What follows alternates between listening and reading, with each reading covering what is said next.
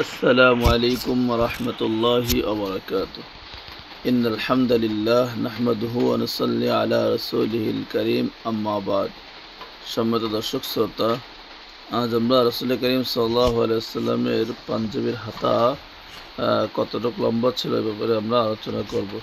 প্রথমে আমরা হাদিসটা পড়ছি।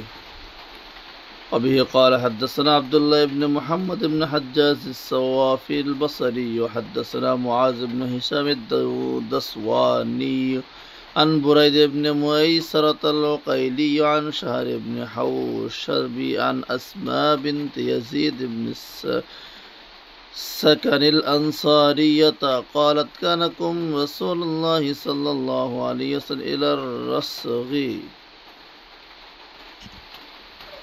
হযরত আনাস বিনতে ইয়াজিদ রাদিয়াল্লাহু তাআলা আনহু হতে বর্ণিত, তিনি বলেন, কানাকুম রাসূলুল্লাহ সাল্লাল্লাহু আলাইহি ওয়াসাল্লাম ইলা রাসগি, রাসূলুল্লাহ সাল্লাল্লাহু আলাইহি ওয়াসাল্লামের জামার হাতা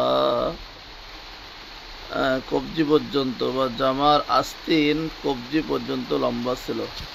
রাসূলুল্লাহ সাল্লাল্লাহু আলাইহি ওয়াসাল্লামের যে পাঞ্জাবি বা যে জামা তিনি পরিধান করতেন, এর হাতাটা এই কবজি পর্যন্ত লম্বা ছিল। বেশি খাটো ছিল না, আবার বেশি লম্বাও ছিল না। বেশি খাটো হইলে শীত ঠান্ডা লাগার সম্ভাবনা রয়েছে, আবার বেশি যদি লম্বা হয় সেক্ষেত্রে আবার ঝামেলা রয়েছে। এই জন্য সুন্নাত হলো দুইটার মাঝখানে।